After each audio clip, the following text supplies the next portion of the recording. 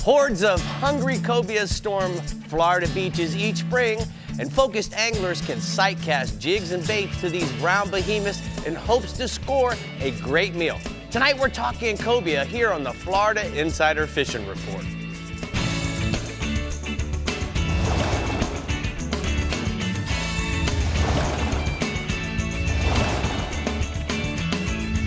Welcome to the Florida Insider Fishing Report, powered by Harbor Trucks and presented by Yamaha.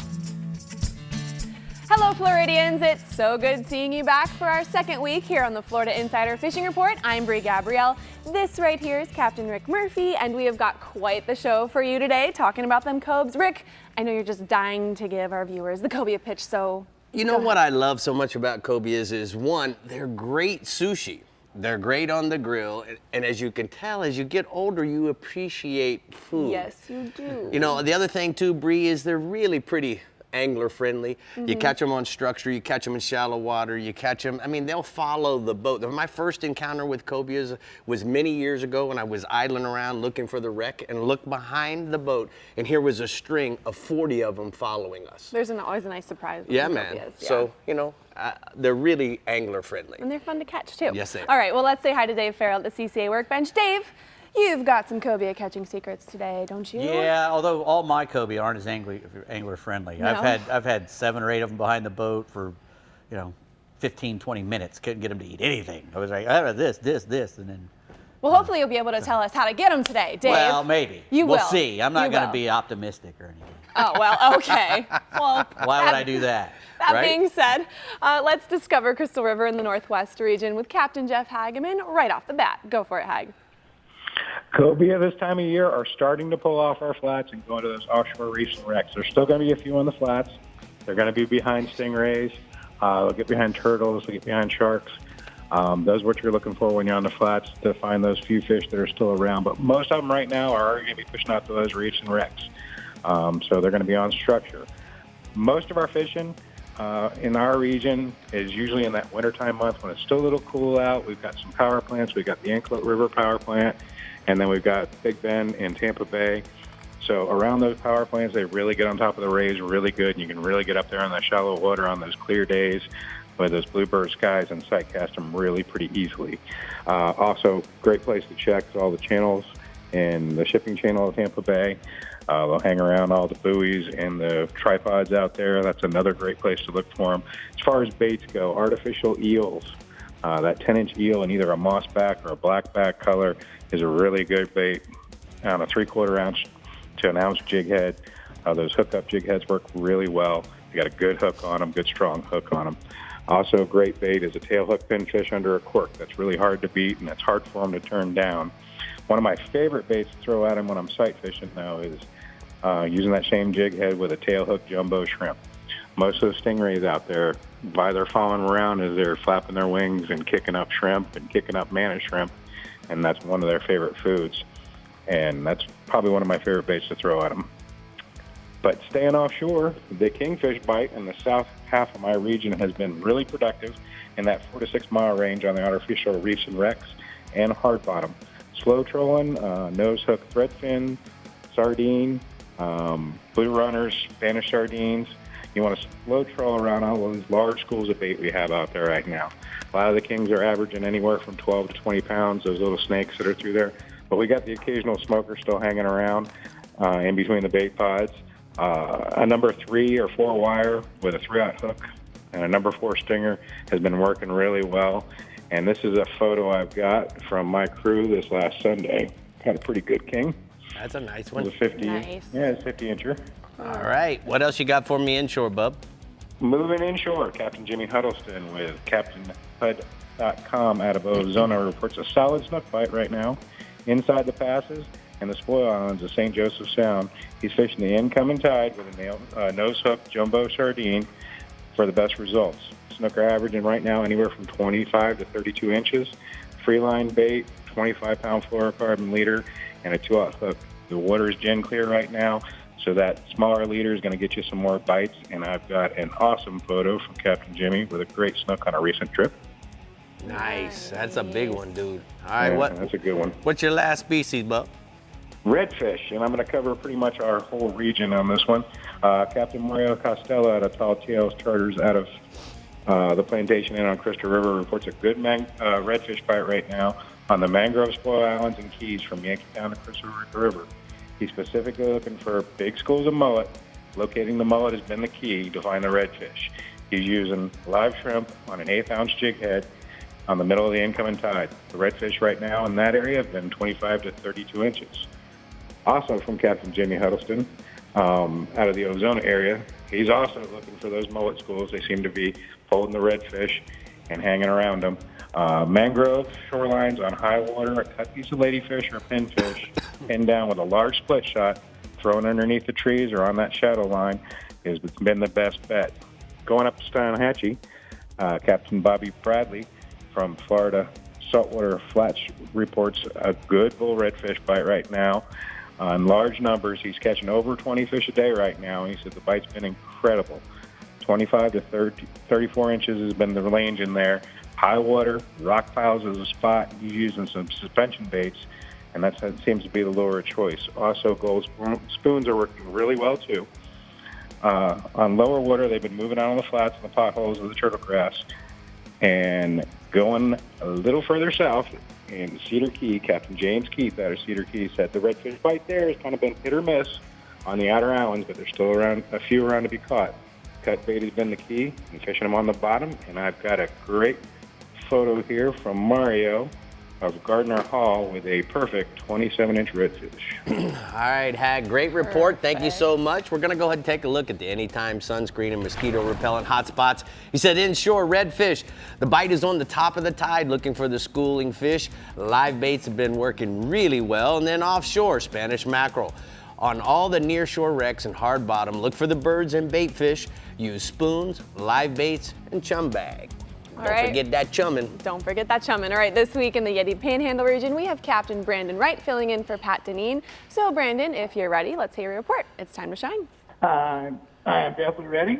Yep. Here in the Panhandle, we are known for our spring Cobia run. We catch some of the biggest fish in the country come out of here. Typically, we start catching them mid-March, running normally till early May. This last week, the water's starting to warm up a little bit. The fish are starting to show up.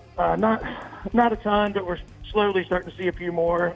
There was a 72-pounder caught off one of our piers, Navarre Pier, last weekend, and several 50 to 60-pound fish have also been caught. Up in the Panhandle, our fish basically swim east to west, and we catch them all sight fishing. Traditionally, we throw live eels or cobia jigs, which we call a ding-a-ling jig, at them. But it pays to have many different live baits in the live well for sure.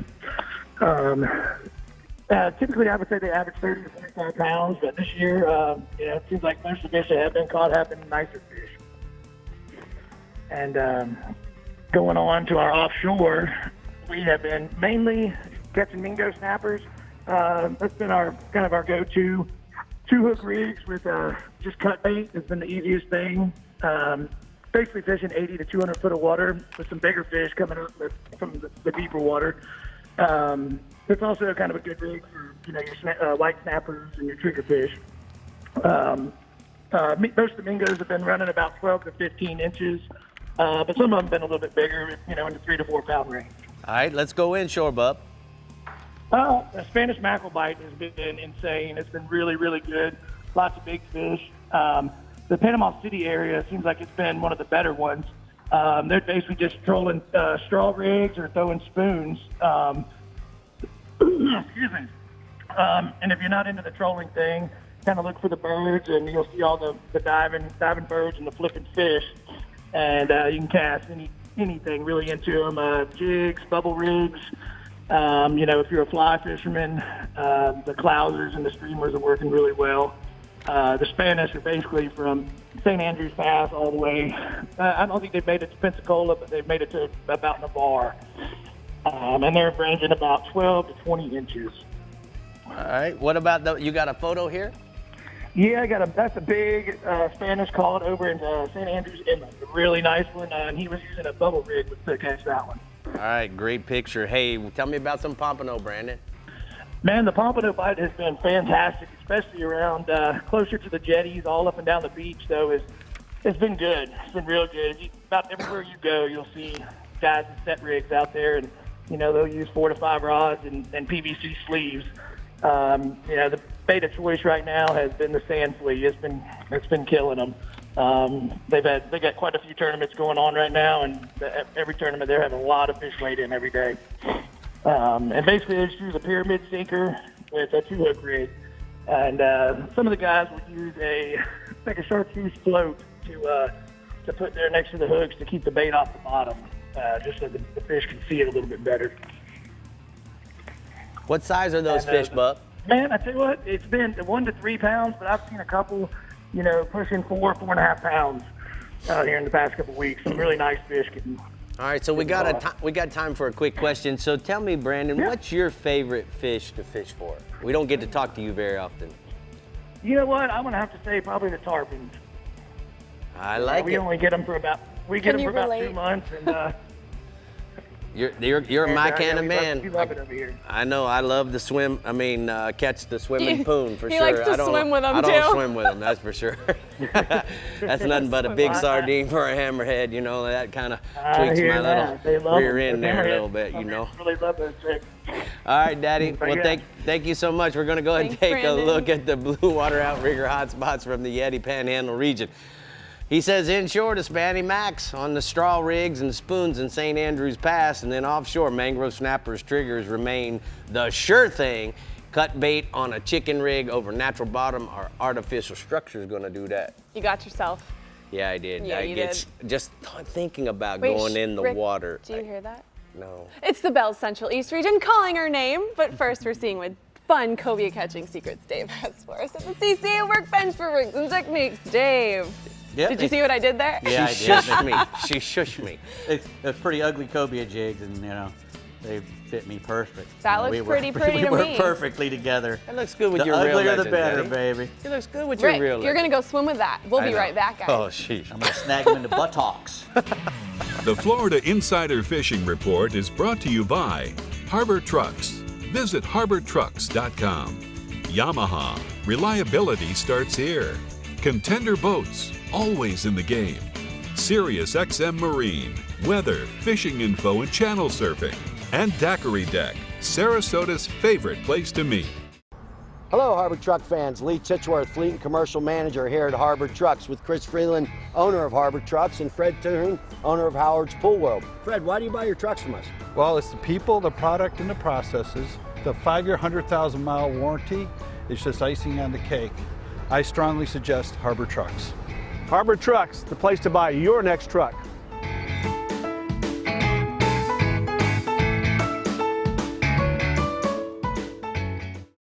Meet the water's lightest 25 horsepower 4-stroke, the all-new Yamaha F25, the new standard and 25 horsepower portable 4-strokes. At just 126 pounds, it's got the best power-to-weight ratio of any 25 horsepower 4-stroke on the water. With performance that bests the previous Yamaha F25 and features like Yamaha's VTS for precise trolling speeds, batteryless EFI, built-in resting pads, and carry handles, it's the perfect portable power for small boats.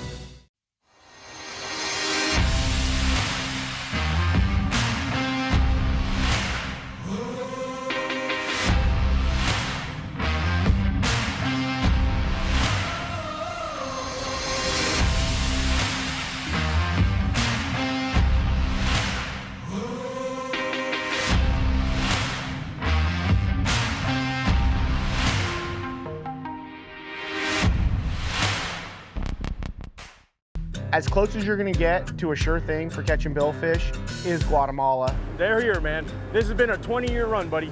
These things haven't left. There's no cycle. When it comes to sail fishing, this is the real deal.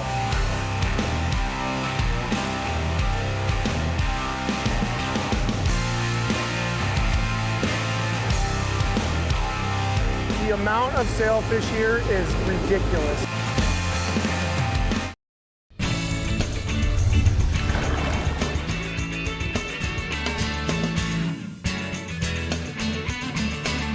So we're here at the Academy Sports and Rigs and Techniques, and Yes, sir. you know what, Dave? The CCA workbench is where we discuss it all every week. Right? We're talking about Cobias. cobia. Yeah. I love catching them. They're one of my favorite fish to catch. My parents are from Destin area, so it was a big thing when I was a kid to go out there and try to catch them. My brother, he catches them a lot, trolling bombers around trying to catch kingfish, and he catches quite a few cobia doing that, believe it or not. right? A chartreuse bomber. It's not Wow. something you hear is a good cobia lure, but when you're trolling for kingfish, they seem to eat it right there on that beach in the summertime. Why not? So, the cobia he's a rare individual for several reasons. He's the only member of his genus and family, just like a tarpon. He doesn't have any really close relatives. His closest relatives is a remora. So I've always wondered, what a remora would taste like, because he's close relatives to that cobia. I bet you he might be good, but You know what? And speaking of that, isn't it funny how the baby cobias look a lot like the do. remoras? They and do. They follow the sharks. And a big they have remora, that a big relationship. remora looks a lot like a cobia. You fooled me several times. Out of the Yeah. corner of your eye, you see that remora swim by. Oh, is it? No, it's not a cobia. Same way with brown, a shark. They're, a brown cobia looks a lot like a shark. He holds his pec fins out just like a shark. So, we misidentify him quite a few times until we say, oh, well, that's him. Let's All right, try so to catch him. Let's talk about the rig. So what Right. kind of rod and reel line? Well, it before depends. you get to the jig A that you lot like? depends on the size that you're, around and everything. But generally, you're going to want something a little heavier than you're going to be fishing with normally for redfish and trout and whatnot. You're going to want something a little heavier than that. A medium weight, medium heavy, maybe. Even heavy. Yeah, 20 to 30 pound braid is what I would use. 20 to 30 pound braid, and there's no telling where that breaks. That's going to be heavy enough that you should catch a 60 or 70 pound cobia with a 50 pound nice Suffix fluorocarbon leader. Maybe 2 feet long, and maybe 3 feet long if you're. So if you're casting, you want a 7'6" for longer casts? Yeah, you want to get far away. You want to be as far away from them as you can. You don't want to spook them down, especially during the springtime. When they're up in the water column and we can see them in that clear water and that big brown shape. And we want to make a long cast to them. You want to get out in front of them. Get ahead of the fish and make a long cast and try to get within 3 to 6 feet in front of him. You don't want to bounce it off his head, especially when you're using a big heavy jig like these jigs we're using. They're minimum probably 2 ounces, 2 to 5 ounces they'll use to make a long cast. And when that jig hits the water, a lot of times you can usually see the fish. You're making the cast, you're sight casting to the fish. You'll see the fish start to head down after that jig. It's because the jig sinks pretty quickly, even if you're trying to keep it, you're trying to keep it up into his range of sight. But as soon as that jig hits, you'll see that fish start to tail down, and you just keep tight, and you'll feel him thump it. And then, A lot of guys put trailers on them, Dave. yeah, because they eat eels, so we're trying, and they eat a lot of squid. So the jig looks like a squid, and the trailer, maybe he'll think it's an eel. I imagine that's what triggers that strike. And this is a really good idea. You can use the fish bites because It's the it has bloodworm. Yeah, it's the bloodworm from the fish bites. It looks like a long trailing like an eel. Yeah. Plus, it gives them that scent. Scent.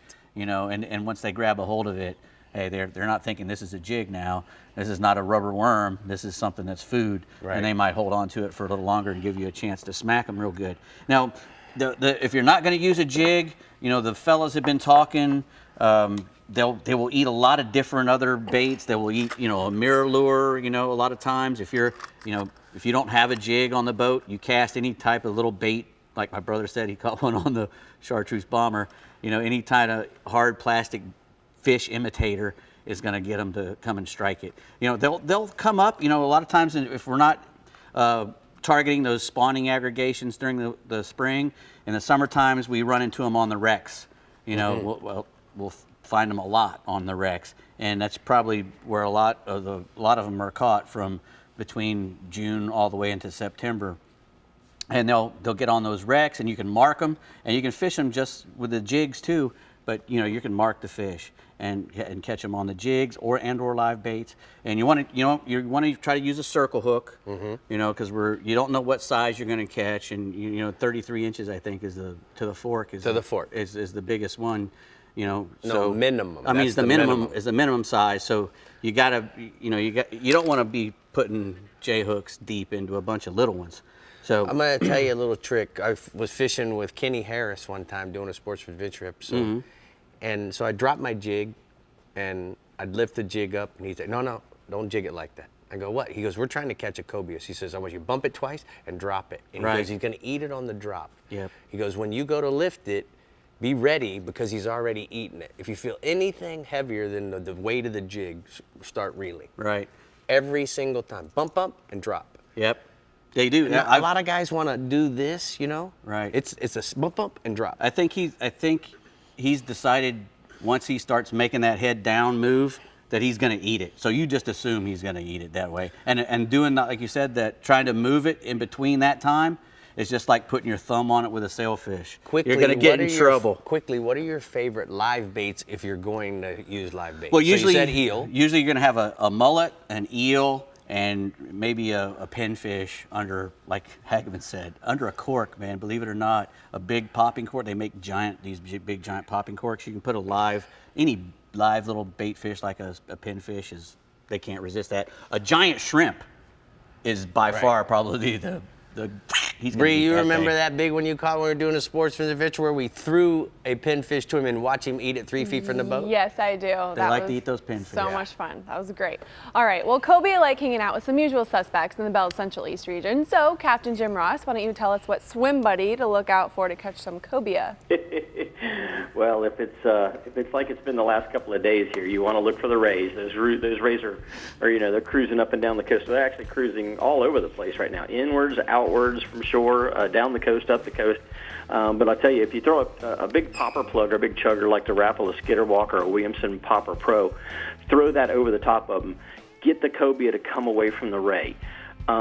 As long as the fish haven't seen too many jigs or hadn't had too many presentations, they will chase the chugger away from the manta ray, and then you can present something else to them. Now, obviously, you can let them eat the skitter pop or the pro popper if you want to, but to get a more solid hookup, generally a jig or a live bait with a single hook makes a better hookup ratio. So right now we've got a lot of juvenile fish, so please be very careful and don't gaff the fish. Make sure that if you're going to try and gaff a fish, make sure that fish looks to be 40 inches or longer. Because I've seen a lot of smaller juveniles here lately, and we've caught actually a couple of them here in recent trips. And a lot of those fish are really right at the verge of 32 to 33 inches and not quite legal, and I see people gaffing them and throwing them back overboard. Well, you just wasted a fish. So get a net the fish, and make it a lot easier on them. I'll tell you, some of our fish are running bigger, though. We've got some 50-pounders out there. Now, our average fish, I've got a nice picture here with Yvette Pontus and Captain Troy Perez, well, a fish that she caught with Captain Troy Perez here the other day. And these fish were literally right outside the mouth of Port Canaveral on the rays. A lot of the guys were blasting off, taking offshore, and missing these fish when they were right in tight. So right now, the guys out of Ponce really need to get their game together and get out there, because a lot of the rays have moved north as of Wednesday, and those fish were up around Play Linda all the way up to Ponce Inlet. There's still fish to the south, but not nearly the concentration we have to the north. All right, great picture. Sun's out, guns out. Go ahead. Tell me about the tunas, Bubba. Tuna fishing is surprisingly good right now. If you can get past the lure of cobia, run offshore to the trolling grounds, get the clean water edge, small bullet-style colored lures, weighted squid skirts over the top of a small ballyhoo. Run them 5 to 6 knots, even 7 knots if you can get them to stay in the water, and not blow out. Best action right now seems to be between about 150, 160, and about 250 feet, depending on where you are between Sebastian and Ponce Inlet. And right now you want to find the concentrations of bait fish. Where you're going to find those is typically temperature breaks, weed lines, or rips. And rips have been working really good lately. Most of our tuna are running about 20 to 25 pounds in our Bell Central East region right now. Now, swinging inshore, speckled trout. Every captain that I've talked to this week has said how much better the speckled trout has been for them and their clients over the past 2 to 3 weeks, which is really unusual because we still don't have a lot of grass in this part of the world. But right now the fish are grouped up in their little spawning aggregations, especially in the Indian River and the Mosquito Lagoon. You're going to find solid trout bites around the Spoil Islands from Vero Beach up to Grant. Those fish are typically striking live croakers or live finger mullet. Farther north in this particular region, the Central East region, you're going to see that the mullet pods that are on the shallow flats from Port St. John up through Scottsmore and then over on the Mosquito Lagoon side seem to be holding a lot of fish around them. So look for those bigger mullet pods, the big black mullet pods as they're milling on the flat. My son, Captain Justin Ross, also suggests the saltwater assassin 4-inch sea shad in the gray ghost color. He's rigging that on a 1/8 ounce jig head. He's getting 30 to 50 trout a morning and on a 4-hour trip. And a lot of those fish, 15 to 20 of those fish, are anywhere from about 16 to 20 pounds. Now, switching over to the black drum, that's our last species. Black drum bite is really good right now. If you're working the flats in the Mosquito Lagoon, Captain Joe Percelli at CaptainJoePercelli.com suggests working your skiff in real silently and sneaking up into the shallows. The stealthy approach is allowing him to put his customers in the zone where they're catching multiple fish out of these different schools.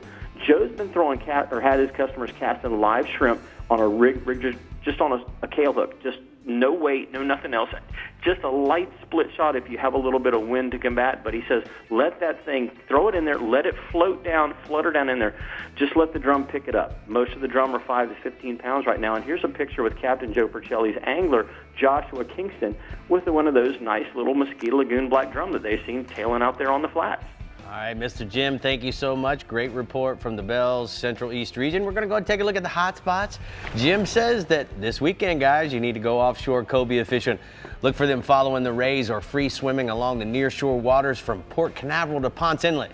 Sight cast plugs or jigs to fish holding on the rays. And then inshore, speckled trout. Look for the slot-sized trout along the spoil islands or near grassy areas on the flats. Use weedless rig assassin 4-inch shrimp in the gray ghost for the trout up to 20 inches. That's a nice speckled trout. That is a nice speckled trout, but you know, you gotta love the beat of the drum. I do, right? of course. The black drum, that's what I mean, not like the instrument. Bum, bum, bum, yeah, bum, man, bum, I bum, miss bum, that sound. It's so I have to go deep, catch and me it one echoes. too. You can I feel know, it on the boat. it's amazing. Anyways, Let's Rick do it. CCA Star is happening, and guys, there are only 7 weeks left before the Star competition begins, so make sure you are registered and entered in the weekly early registration drawing for a $250 prize package. Star is a catch photo competition that offers prizes for inshore and offshore species, $500,000 in prizes and scholarships to be exact. So become a member and get registered today at ccafloridastar.com. But if you have your sights set on the Fish Bites East region or the Casa Vieja Southeast region this weekend, then have no fear. Your captains are almost here, right here on the Florida Insider Fishing Report. You got it. Look, Rick. you got the kicks and the sidekick over here, man. We got it all in here. The Florida Insider Fishing Report is brought to you by Power Pole, Swift, Silent, Secure, Bass Assassin, and Saltwater Assassin. The best lures, period. Blue Water Outriggers, everything for your outdoor adventure. Garmin, join the club. Kubota, find a Kubota dealer near you at gokubota.com. And Casa Vieja Lodge, 5-star angling in beautiful Guatemala.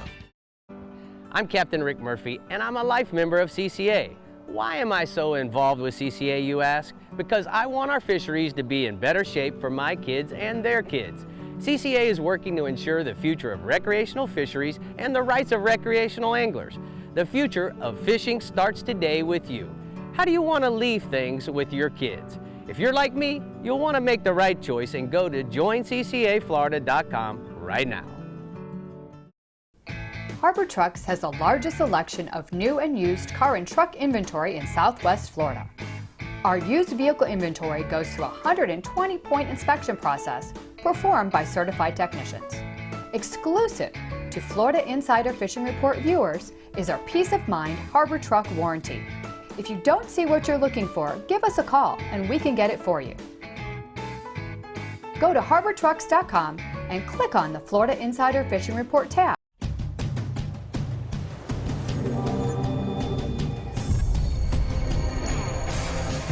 Real Legends Performance Clothing. Everything you need to be comfortable on the water all day long. Keeps you cool, dry, and protected from the sun. Durable performance technology at an unbeatable value. Shop anytime or go to reallegends.com to find a Bell store near you. I'm 1,000 miles from nowhere, and there's no place I'd rather be.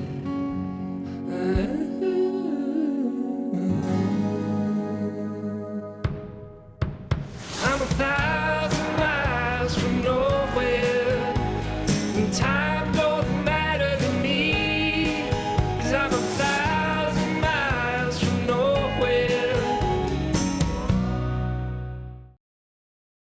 Hey guys, we're here at the boat show, and not only does Yamaha make the big 425 XTO, but we also are a leader in the small motor categories. So from the 2.5 horsepower right on into the 25, these are the motors now that are being considered to replacing some of the old two-stroke motors that we have. Now, as you know, the population of small paddle boards and little fiberglass skiffs is really growing. Also, what's happening is that we're having a lot of restricted areas to where you have to remove the motor in order to go and fish in these no motor zones throughout Florida. So let's talk a little bit about the 20, the 25, and the 15 and the different shaft lengths that we have. And we come in a 15-inch shaft as well as a 20, and even for you sailboaters, we have the 25-inch shaft and the 25T, which is high thrust. The high thrust allows us to run a bigger prop and gives us more reverse power as well as forward propulsion. We have tension knobs that allow us to offset some of the torque as we're running from point A to point B. But remember, it's a lot easier now at 126 pounds to just simply remove the motors and remove the full fuel lines and lay the motors down in the boat so that you can fish in those no motor areas. Now, also on the 25 and some of the tiller models, we have the ability to turn down the idle by simply detuning down or up. It gives us a better trolling speed, or even maybe approaching the dock in a lower speed on windy situations and days. So if you have any questions, you can go to YamahaOutboards.com, or you can simply go to a local Yamaha dealer and they'll be happy to answer all your questions. So you know, Brie, I've got a John boat and I fish in a lot of no motor zones. There's more and more of them are being created throughout the state. Yeah. What a better way to be able to remove it off of your transom. Now they're lightweight, but in order to be in compliance with all the rules and regulations, you have to remove it from the transom and lay it in the bottom of the boat to go into a no motor zone. I remember the first time we went fishing ever, you had to do that. I know. And I was like, what you doing? You know, and then for guys that love to hunt, man, you want to talk about being able to sneak into the blind before daylight, not spooking the ducks that are roosting in the pond that you might be hunting in? Whew. Come on, guys. Super sneaky. Sign up and get you a little one now. Right now. All right, if you're getting sharked in the Fish Bites East region, Captain Mike Holliday says to have a rod ready because with those sharks come the cobia. Tell us more about the Fish Bites, Mike. That's the truth, Brie. You know, we catch cobia all year in my region. It seems like the best runs take place between like Valentine's Day and the end of March, and then again from Father's Day to about the third week of July. You know, the spring cobia run's just about over my region, although there's a good push of fish moving up north into that east central region. This time of year, you'll find the fish on the shallow reefs and wrecks and on the backs of stingrays. You'll find those fish on the beach. You'll also find them traveling with the bull sharks and with the loggerhead turtles. And a lot of times they just pop up with, you know, you're reeling in a fish, they pop up on the back of the shark, and they're gone before you can even get a cast at them. So the thing you want to remember is cobia love bright colors.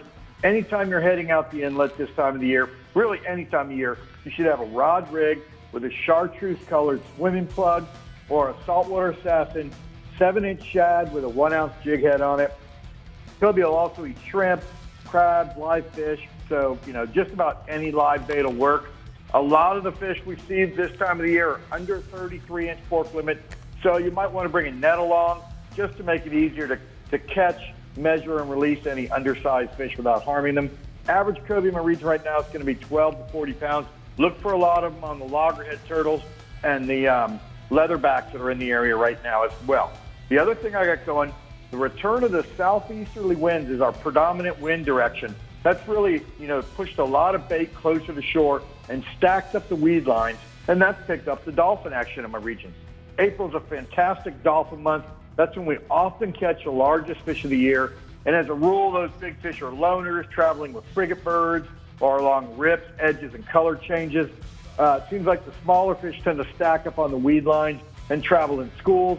This is a good time to push away from those weed lines, push way offshore, 300 to 800 feet of water, just looking for that one big fish that's out there. You can throw ballyhoo or a strip bait feather combination just to cover water, where you can run until you find something that looks good, put out a spread of live baits and either slow troll or drift, or put them out on a kite, just kind of hoping to intercept those traveling fish. Average dolphin right now is going to be in that 10 to 20 pound range. I got a photo That's Jason Stimmitz with a big dolphin that he caught. That fish was around a shrimp boat off Fort Pierce, and that fish ate a live pilchard. Hey, great pick. Hey, what about inshore? What do you got, Mike? Well, April's the single best month of the year for targeting sea trout in my region. And that bite's on fire right now from Nettles Island in the Indian River all the way up to Harbor Point and Vero Beach. The West Bank dock lines from Midway Road up to Savannah Road are producing a lot of trout at first light, mostly on topwater plugs and soft plastics like a saltwater assassin, 6-inch shad in that Calcasieu brew or drunk monkey color. They seem to be liking that brown color right now.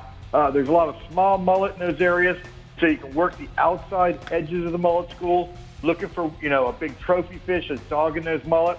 Further north, some big trout are being caught well into the middle of the day by the guys that are fishing pinfish and sand perch under a rattling cork around the Spoil Island, up there around Harbor Branch. Fish them on a 24-inch stretch with a 30-pound fluorocarbon leader, a 2.0 VMC tournament circle hook. You'll notice the bait get real excited. Your cork will start bobbing before the trout bites. Average sea trout right now is going to be 2 to 3 pounds, but there's a lot of fish over 8 pounds being caught. Here's a good example. In this photo, Connor Lindsay, he was fishing with his dad, Kevin, when he caught that big sea trout in the Indian River, and that fish ate a live sand perch. The other thing going, the white butterflies are blowing across Indian River Drive. And to me, that means the snook bite's going strong.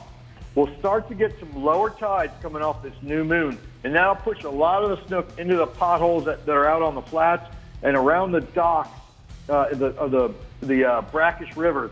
And that's where topwater plugs are going to be money at dawn and dusk. There's still a good push of mullet coming out of the Loxahatchee River and the St. Lucie River, so don't overlook the seawall bite in those rivers. That's taking place on the higher tides.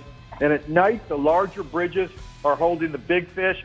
That means the A1A Bridge in Jupiter, the Roosevelt Bridge in Stewart, North Bridge in Fort Pierce. They'll all be a great place to throw a chartreuse red-tail hawk or a black and silver swimming plug. Work them down the shadow lines. That's really good on the windy nights. Most of the fish around the inlets right now are still small. Most of them are male. Average snook right now is 4 to 14 pounds. Hey, I love to know what's going on bass-wise. You had it going off last week. What's happening this week? Yeah, it's April, man. And despite a normal, wetter than normal winter, the shallow flats of that Sawgrass recreation area along the Tamiami Trail and west of Holiday Park, those flats have dried up. That pushes all the bass into those deep water canals.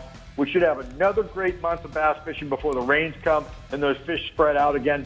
You can start your day throwing topwater plugs or twitch baits in that black and gold or blue and silver color. Work them around the culverts and bridges at first light. Then as the sun gets up, switch to an all-white Bass Assassin Elite Shiner or a 5-inch shad. Work those baits along the edges of the grass. You'll easily have a 100 bass day. Most of those bass are under 2 pounds, but if you're, if you want to look for a larger fish, get a white or green pumpkin-colored Bass Assassin lager toad. Fire it up around the lily pads in those little ponds that kind of jut off the main canal. Those ponds are deeper, always deeper around the lily pads. They hold the trophy bass that are coming off the beds. So get an early start, bring plenty of fluid to combat the heat, work the lily pads for the big fish. You'll be off the water by noon or 1 o'clock with a shredded thumb from catching all the bass right now in those Holiday Park canals. All right, thank you so much, Mike. Great report from the Fish Bites East region. We're going to go ahead and take a look at TH Marine hotspots. Mike says inshore, large schools of jumbo jack crevalles on the beach from Jupiter to Fort Pierce. Use topwater plugs or fly poppers for those big jacks. He didn't talk about that. And then offshore, king mackerels in 85 to 150 feet of water off of Jupiter Inlet. Slow troll live thread fins, pilchards, or mullet on a stinger rig, Brie. All right, let's move on to Captain Jimbo Thomas in the Casa Vieja Southeast region to see what the cobia bite is like and what else you could be fighting this weekend. Jimbo? What do you got, Jimbo? That's right, Rick and Bree. Well, cobia are very rarely a fish that we can target here in the Southeast region. Most of them, they're just an incidental catch, and it's just a matter of being at the right place at the right time. Now, we do encounter them year-round, but November through May is when most of these cobias are caught. Now, cobias, they are notorious for hanging around channel markers and buoys where you can sometimes see them swimming up on the surface.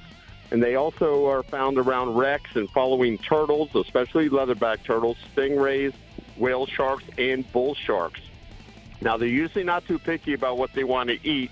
Some of the more popular baits are live pinfish, grunts, and crabs, but typically just about any live bait will usually work, or a jig with a plastic tail, or a rubber eel-looking or I guess eel-looking lure. That also works as well if there's no live bait around. Now, the typical cobia tackle for us aboard the Thomas Flyer is a 20-pound spinner with 50-pound monofilament leader and 6.0 to 7.0 circle hook. And the few incidental cobia that we've been catching lately have mainly been on the deep line, kind of out in the middle of nowhere, but you never know when one might pop up on that kite bait. And the average size nowadays is in the 25 to 30-pound range, but larger ones are not uncommon. Now, I got a photo here, and this 23-pound cobia, he ate a live pinfish down on the bottom on one of the wrecks off of Key Biscayne a couple of weeks ago. Now, staying offshore, sailfish have been fairly consistent, especially when those conditions are right. And those right conditions are the blue water and the North Current. I know we talked about that a lot. And that Gulf Stream is constantly moving from day to day and even hour to hour. So the conditions are constantly changing. So it might be not great conditions today, but great tomorrow, or vice versa. Now, the sails, they've been coming through anywhere from 80 to 300 feet of water. And most of the bites have been coming from live herring and goggle eyes fished off the kite. Although it looks like there's not going to be a whole lot of wind in the upcoming days.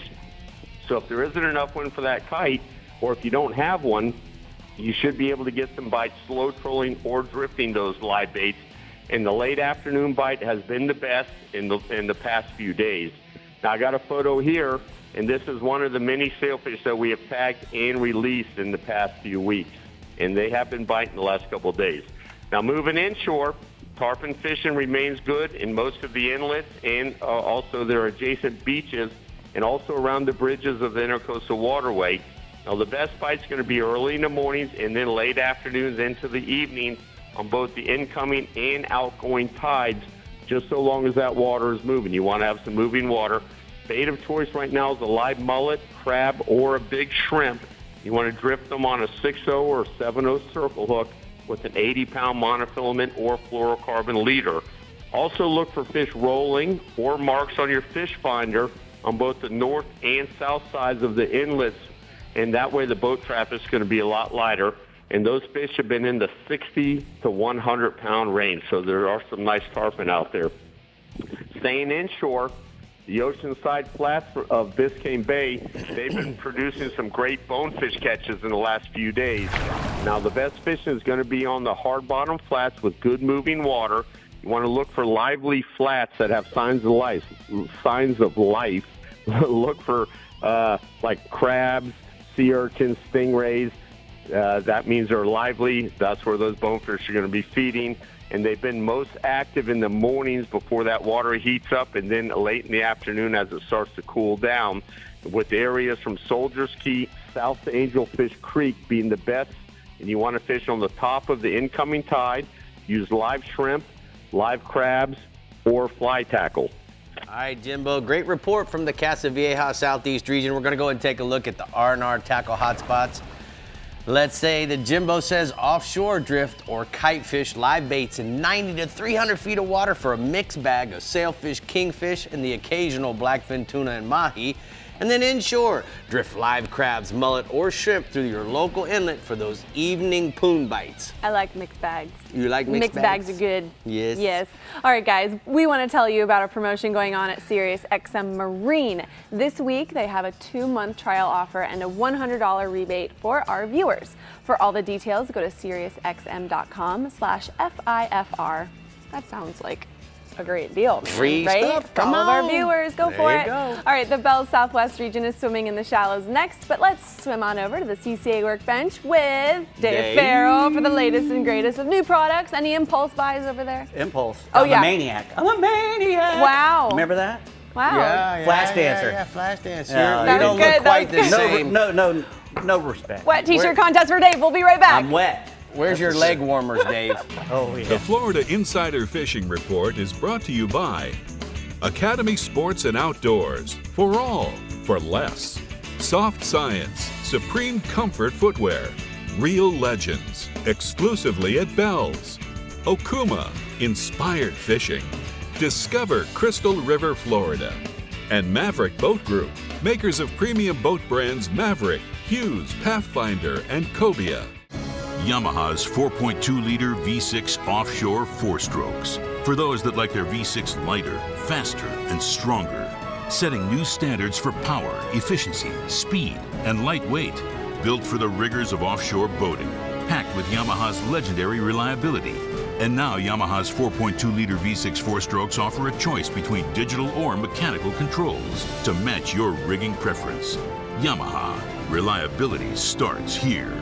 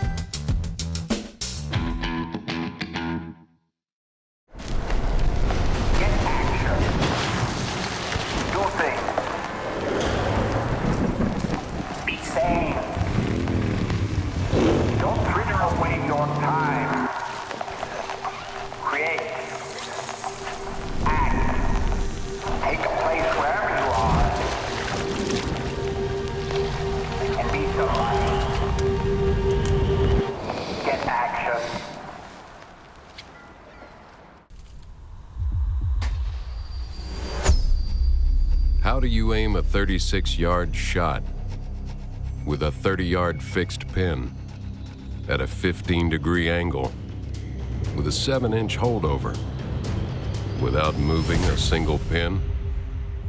Easy. You get one of these. Zero, the auto-ranging digital bow sight from Garmin.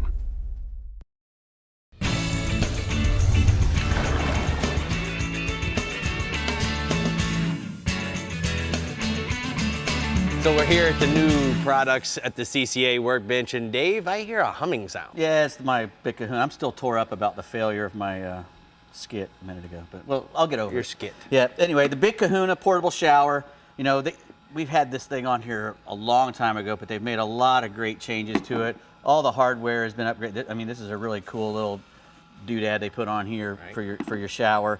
But this thing has a German pump inside. It's a tiny little pump, doesn't take up any room. They come in 4 different sizes, 4.7, 8, or 3 different sizes, 4.7, 8 gallon, and a 13 gallon. And what it is you can take this portable water anywhere you want to go. This little one fits into a skiff, you know, in the hatch on a skiff, so you can have a shower or fresh water source whenever you want. It saved my butt on the beach one time. I went to the beach, took my kids, and had a flat tire.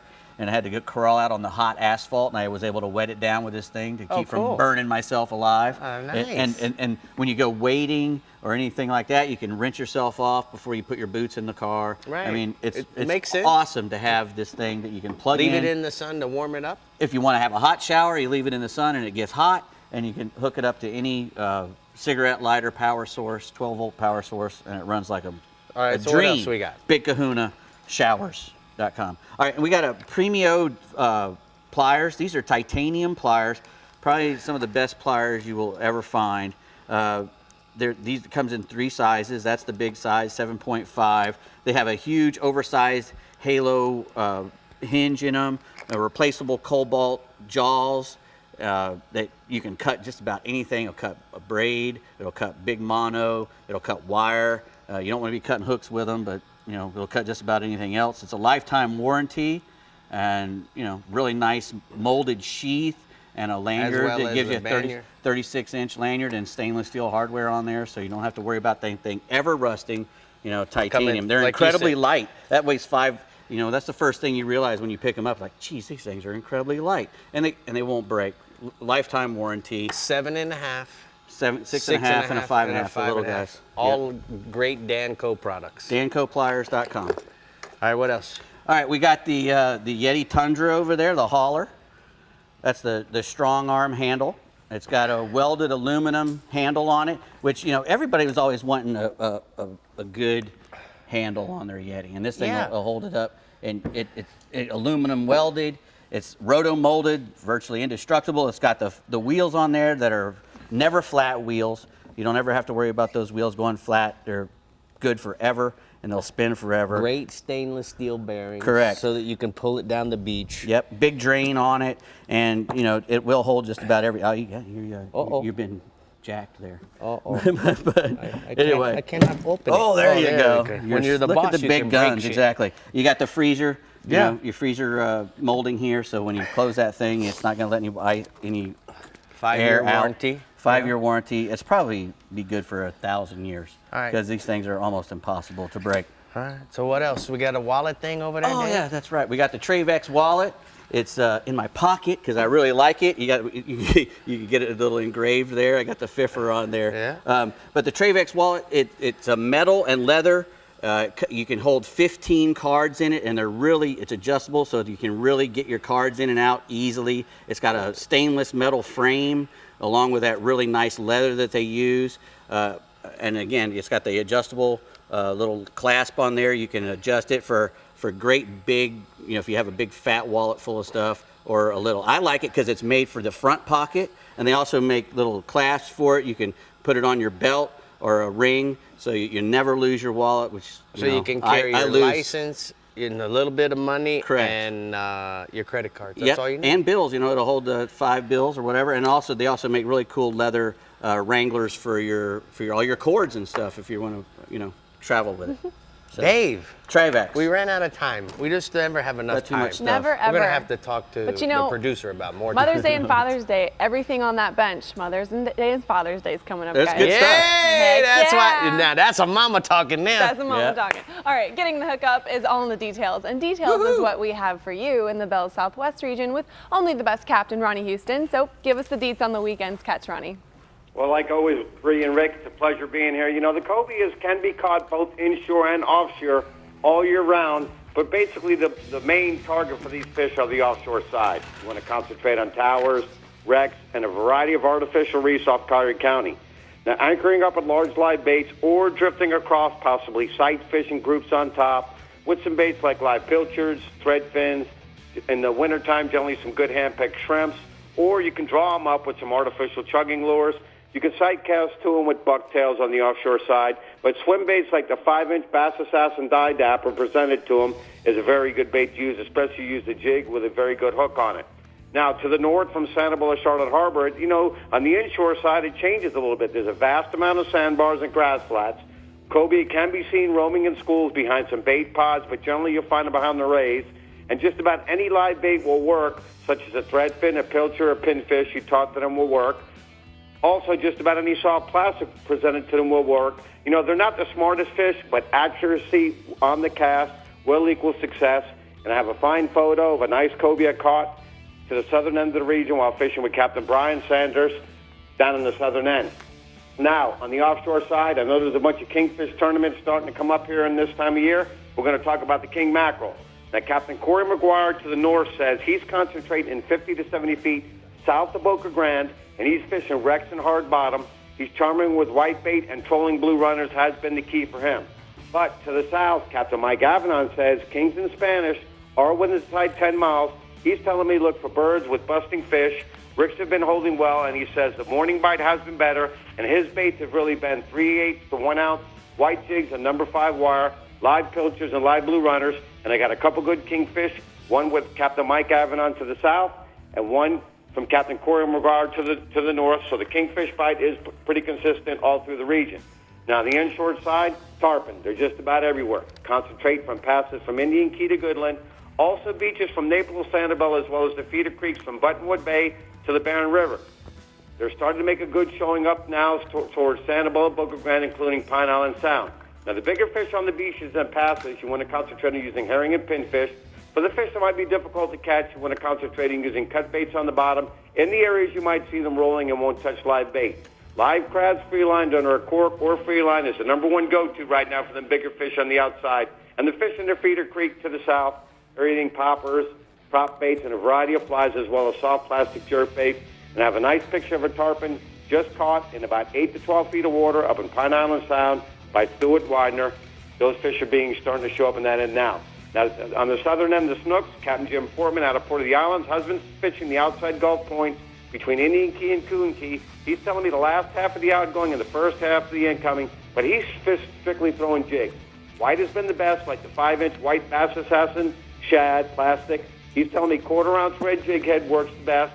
Live pilchers on the outer Gulf points, but I've been fishing the Everglades backcountry from Dad's Bay to Rogers Bay, fishing wind-blown points and feeder creeks using Rapala X-Traps and the Bass Assassin 5-inch dapper and the new color Bounty Hunter. And I have a nice picture of a fish caught on the outside with Captain Jim Foreman.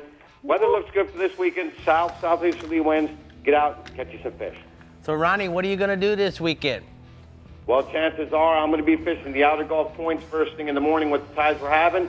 As the wind starts to pick up on the outside and it gets a little choppy, I'm going to concentrate on getting in the backcountry, fishing those wind-blown points. But when I fish the wind-blown points, guys, look for the wind, but also try to look for the slack current rip. That's where those fish will be sitting. All right, well, make sure you pay attention to your Sirius XM marine weather and don't let any thunderstorms get between you and the boat ramp. We got to keep you safe, bud. Thank you so much. Great report. We're going to go ahead and take a look at the Caddy Can hotspots from Southwest Region.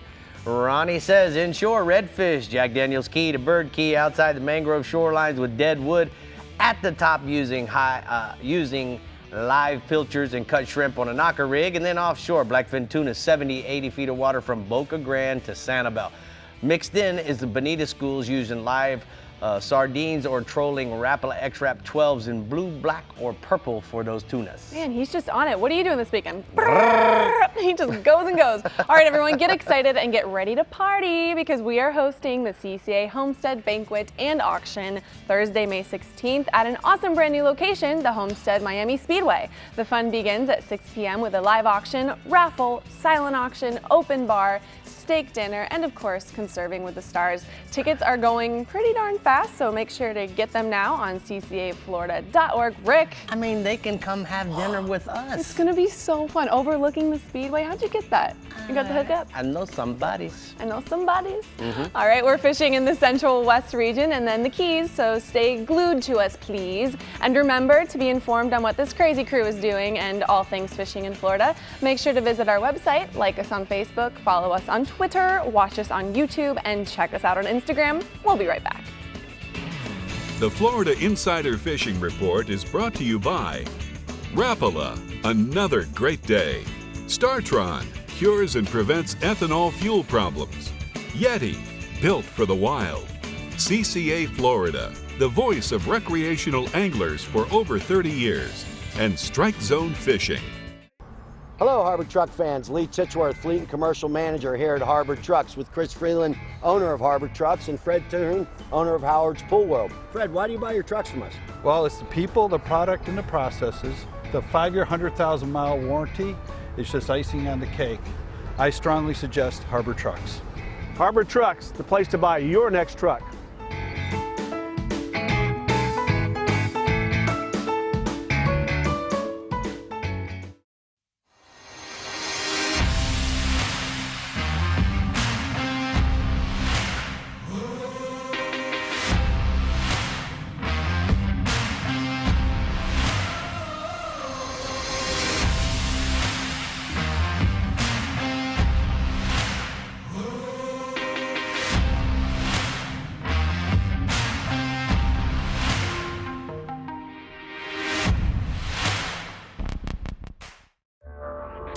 Oh, there it is.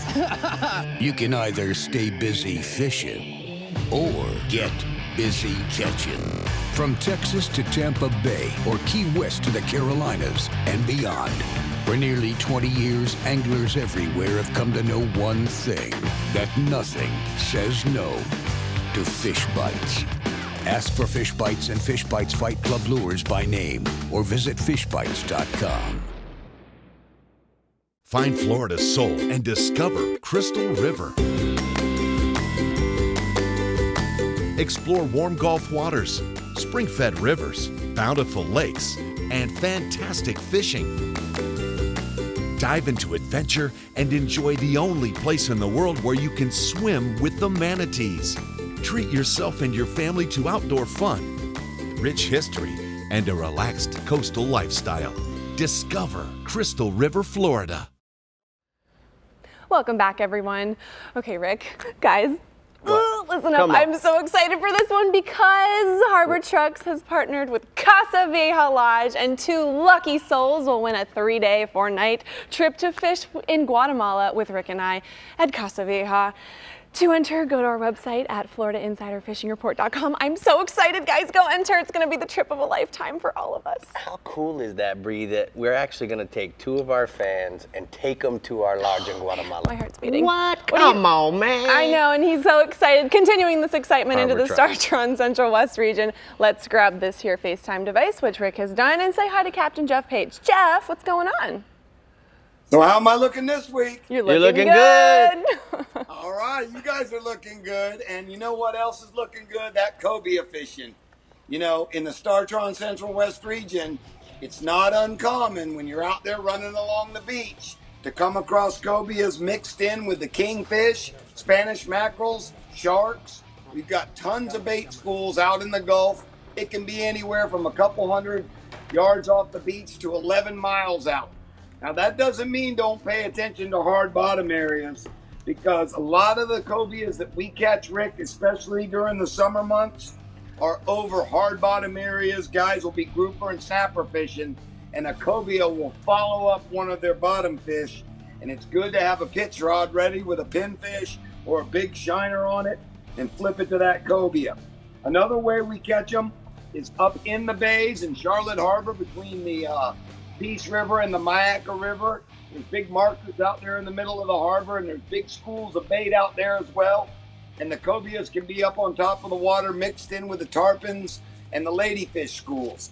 Tampa Bay, pretty much from the Skyway Bridge north to the port of Tampa, there's big range markers and channel markers. And right now through summer, you'll find the cobias laid up on the pilings, and it's good to be up in your tower or up on your console looking for them, having a rod ready with a hand-picked shrimp or a big pinfish. If you like to throw lures, I like using the 5-inch golden brim saltwater assassin with a 3/8 or a 1/2 ounce heavy chartreuse jig head. That being said, I've got a photo tonight of my good friend Captain Josh Pruner of Rippin' Lips Charters out of Braden Beach with one of his good clients, Rob, and that's one they caught out in the Gulf last week. What else you got for us offshore, Paige? I got kingfish. You know, I mentioned him last week, and probably that's the mainstay. We had a little bit of weather, but the Gulf's going to lay down starting tomorrow, and the kingfish is #1 bite right now. Guys can catch them off the piers at the Skyway. They can catch them off the Venice Fishing Pier, or they can get in their boat and go anywhere from a mile to 11 miles out. Same kind of game. Look for the bait on the hard bottom areas. You can troll plugs or spoons like X-Wraps or #1 or 2 kingfish spoons, or you can get in these areas where the bait's holding on the hard bottom, and you can either anchor up, put your spot lock on, or even drift and just start chumming out pilchards. Kings a lot of times will come up and start feeding. It's not uncommon to hook one just on a free line pilchard like I did. Got a photo tonight of my biggest kingfish that I caught Monday on a free line pilchard with no wire, just a straight long shanked hook. That fish weighed 42 pounds. Whoa, good job, bub. All right, let's go inshore. Inshore, the snook fishing, Rick, is hard to beat. And the key has been getting the good pilchards early in the morning. Guys are catching them around the Skyway Bridge or the grass flats just inside the Gulf. Down in Charlotte Harbor, they're catching the bait just on the grass flats off Mondongo Island and Jug Creek Shoal. And what they're doing, Rick, when that tide starts getting high around noontime, they're going up around the mangrove islands and the oyster bars, and they're fishing the live pilchards free line and hooking big snook. If you like to use lures, it's tough to not throw the saltwater assassin in the Houdini pattern on an 1/8 or 1/4 ounce silver jig head. And I've got a photo tonight of a happy client with the master of Charlotte Harbor himself, Captain Dan Latham. All right, what else you got for us? Species of the night, Spanish mackerel. Lots of Spanish mackerel inside South Tampa Bay, all around the fishing piers and the deep grass flats off of Emerson Point as well as Rattlesnake Key. And then down south, Cape Hayes Point in the harbor. Pretty much you can get out there and just start free lining bait, and you're going to get the mackerels blowing up. All right, Paige. Good job, man. This FaceTime, I know it's a challenge. I hear you're some of those distractions, but you know what? We're going to get it down. You did a great job, and I like seeing your pretty face. You're doing so good, Paige. All right. Hey, there that's you it. are. Don't be slumping. Stand up proud. March on, soldier. We'll talk to you later. We're going to go ahead and take a look at the daiquiri deck hotspots from the Central East region. He says offshore blackfin tuna is a strong bite off of Anna Maria and 90 to 120 feet of water. Look for the bait schools and tunas busting in them. And then inshore sheep's head still going strong at Venice jetties as well as Big Pass. Live shrimp fiddler crabs are going to be the best bait for them. What you think, Bree? He's doing so good. You know what I love the best is his How do I cutout, look? his cardboard cutout in the back with his redfish. I thought it was you at first, and I was like, yes. No, that's the one where we won the 2014 IFA I know. World Championship. It's your Paige bromance. Okay, That is the Garmin is putting us in the sweet spot with Captain Randy Tao. So let's hear what the weekend bite is looking like in the Garmin Keys region. Why? What happened to me? Hey, good evening, fish fans. Go ahead, Randy. Here in the Garmin Keys region, our cobia fishing really this time of year can be found both in the Atlantic and on the Gulf side. Now, if you're going to fish in the Atlantic, a lot of times you're looking for these stingrays. A lot of times they're hanging out in Hawks Channel, especially around some bright bottom where you've got sand and you can see, and you'll see these rays swimming with the cobias on them. Now, you got to have grunts or pinfish or pilchards, something that you can throw to them, and a little bit of lead will help you get down to them. And that's kind of how we do it around the Keys on the Atlantic side. And then you can also go into the bay out in the Gulf. And these wrecks and spots that are in the Gulf, they range from Key West all the way up to off of Cape Sable. So there's a lot of area in the Gulf. And these are structured areas where they're going to hang, and you're going to approach them kind of slowly because a lot of times they lay up on the surface and they let you know you're there.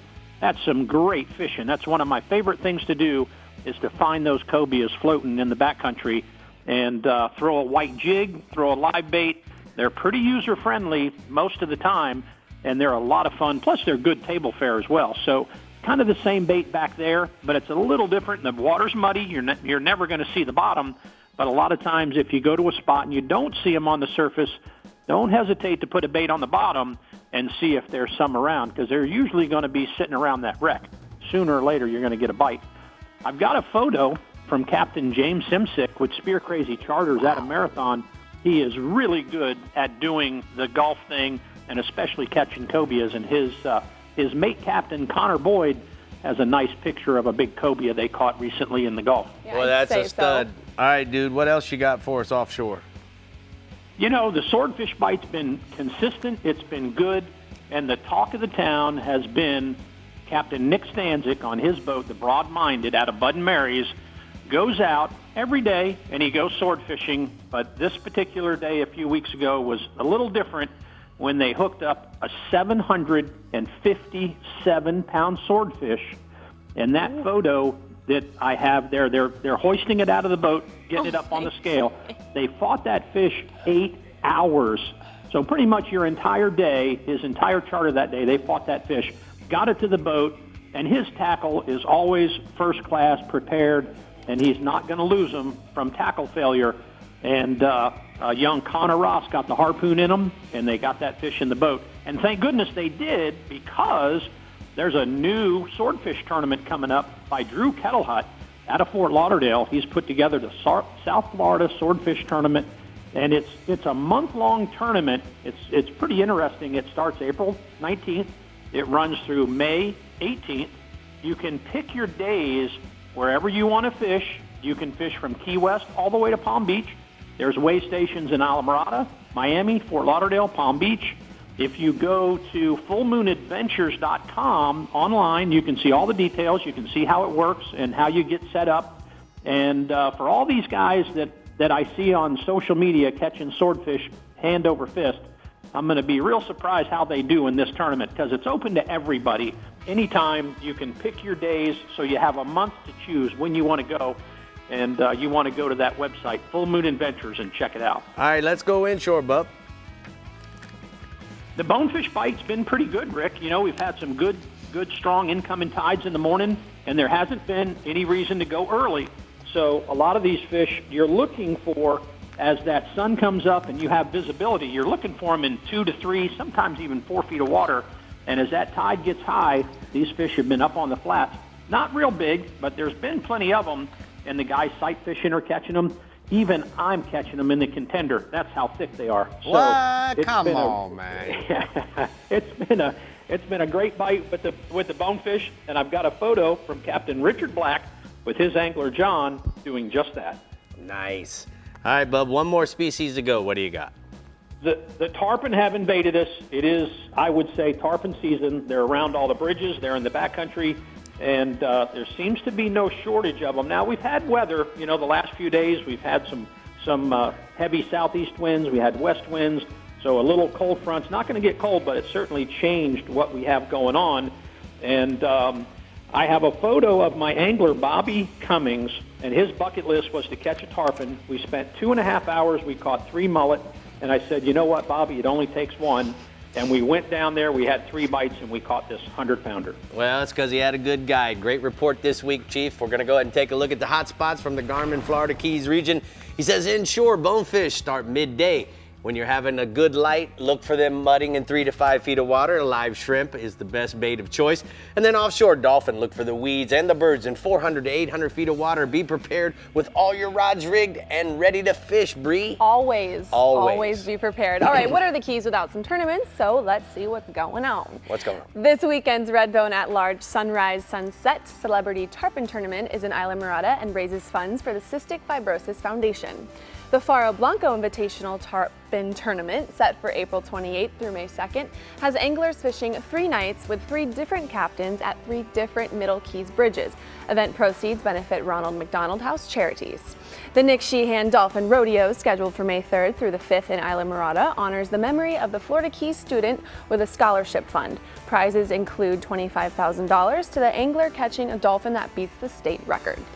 And the Tom Thumb Marathon Offshore Bull and Cow Dolphin Tournament, set for May 3rd through the 5th in Marathon, features a guaranteed grand prize of $10,000 to the team that catches the largest bull and cow dolphin combined. You can find information on all Florida Keys tournaments by going to flakeys.com. And there you have it. We're having way too much fun here on the Florida Insider Fishing Report, which must mean that we have one more region left. So what do you say we stay tuned, and we'll be right back with your Northeast region and captain. How about that? Sounds like you need a breath. I need some water. The Florida Insider Fishing Report is brought to you by Harbor Trucks. Visit harbortrucks.com. Yamaha. Reliability starts here.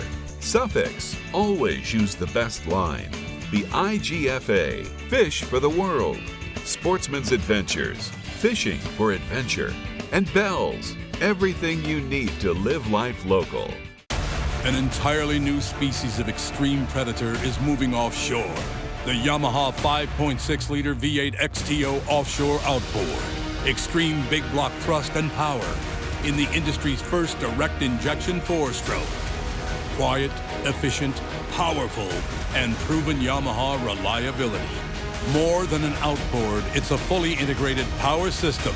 The all-new Yamaha V8 XTO Offshore. Life out here tastes sweeter with the freedom to roam at 40 miles per hour. The power to haul whatever needs hauling. And best-in-class acceleration and handling with cargo. The new gas-powered Kubota Sidekick is purpose-built for speed, fun, and to get the job done right. Now, get the new Kubota Sidekick for $0 down and payments as low as $196 a month. Find a Kubota dealer near you at gokubota.com. Are you tired of fighting foul odors in your car? The easy-to-use Auto Odor Eliminator from Starbright uses the power of chlorine dioxide to eliminate even the worst smells. From cigarettes and pets to fast food and sweaty kids, this EPA-registered chlorine dioxide technology fights the odor-causing bacteria, the source of the stink. Don't just cover it up. Eliminate it with the Auto Odor Eliminator from Starbright. Harbor Trucks has the largest selection of new and used car and truck inventory in Southwest Florida. Our used vehicle inventory goes through a 120-point inspection process performed by certified technicians. Exclusive to Florida Insider Fishing Report viewers is our Peace of Mind Harbor Truck Warranty. If you don't see what you're looking for, give us a call and we can get it for you. Go to harbortrucks.com and click on the Florida Insider Fishing Report tab.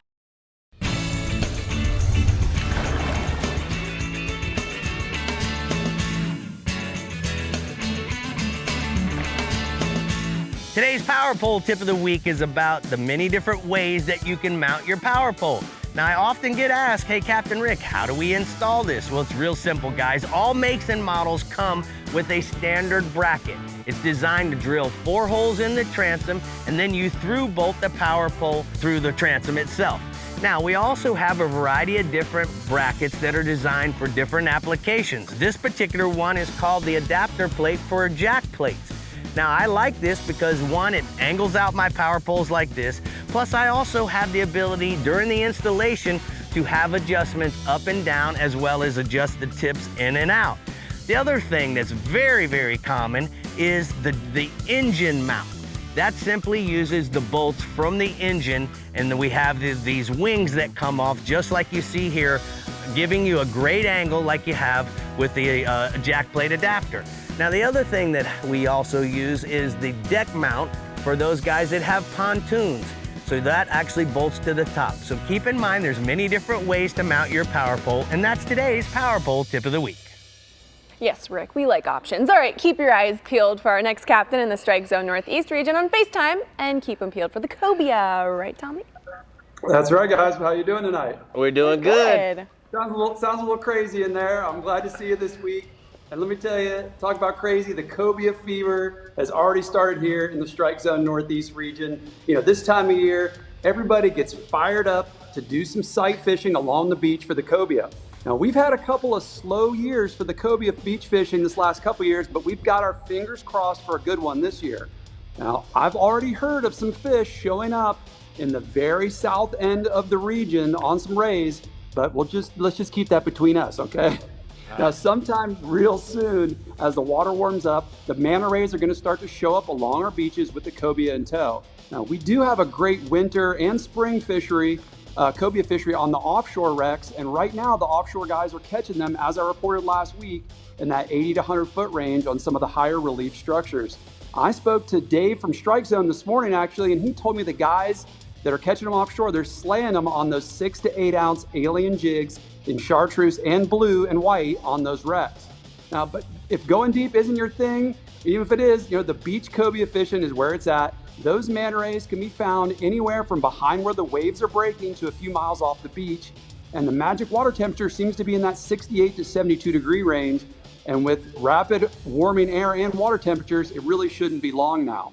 It's a sight fishing game out there, and you can use all kinds of different baits and lures. A live mullet, a pinfish, even a mud minnow are going to work really well. And just about any kind of large, soft plastic swim bait or paddle tail is going to be a good choice too. And of course, the old go-to white or chartreuse bucktail is going to work too. Now, I've got a photo here.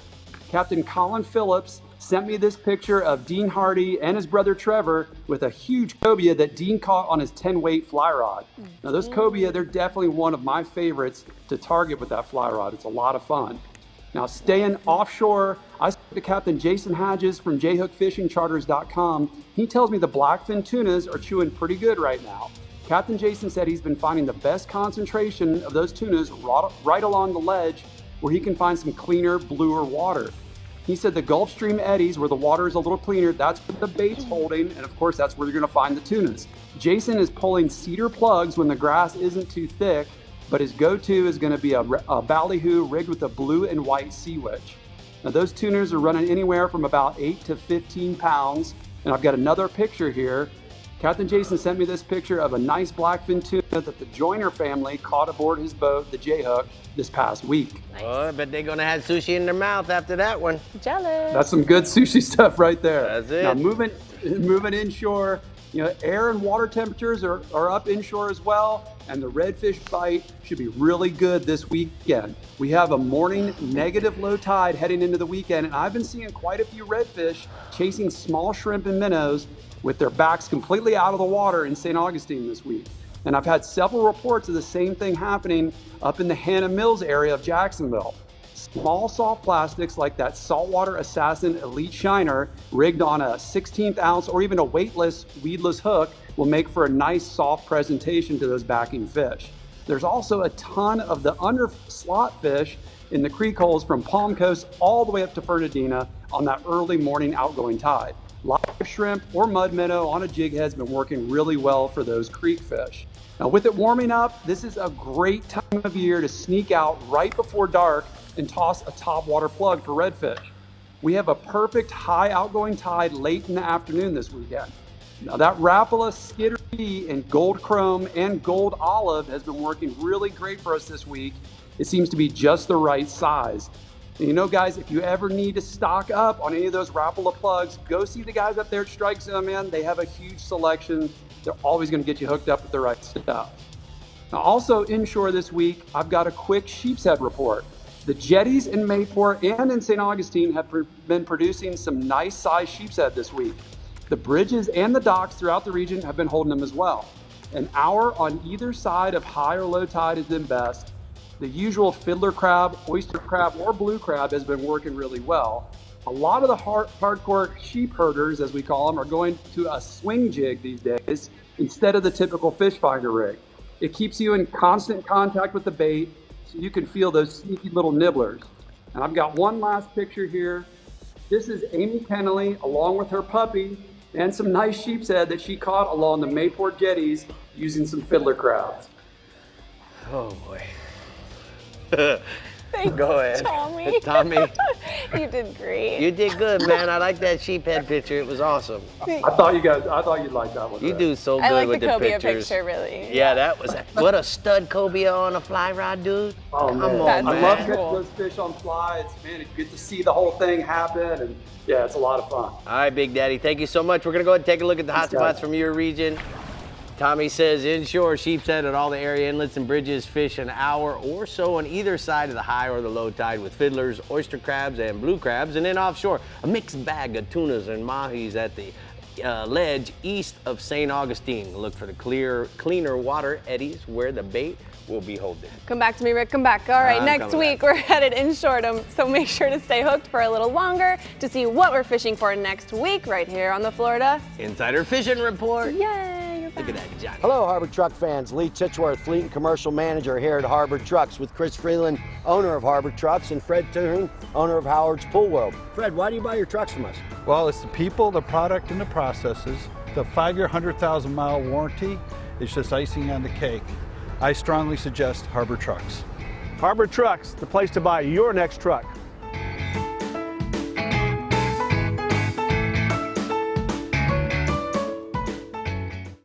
Master your most challenging offshore experience with confidence and ease with Yamaha Helmmaster. Precise, intuitive control on the open seas. Unrivaled ease for maneuvering and docking in port. And now SetPoint adds 3 new dimensions to boat control. Maintain boat position with fish point, or a position and heading with stay point, or a heading while you drift with drift point. Yamaha Helmmaster. Now with SetPoint. Complete digital control for today's larger offshore boats. For the bass that thinks it's a bulldog. For the walleye that thinks it's a freight train. For the tuna that thinks it's a torpedo. For the tarpon that thinks it's a tarpon. You need the mono that thinks it's a braid. Suffix Advance. New Advanced Mono with HMPE braid molecules for strength, abrasion resistance, and low stretch. Suffix Advance. The mono that thinks it's a braid.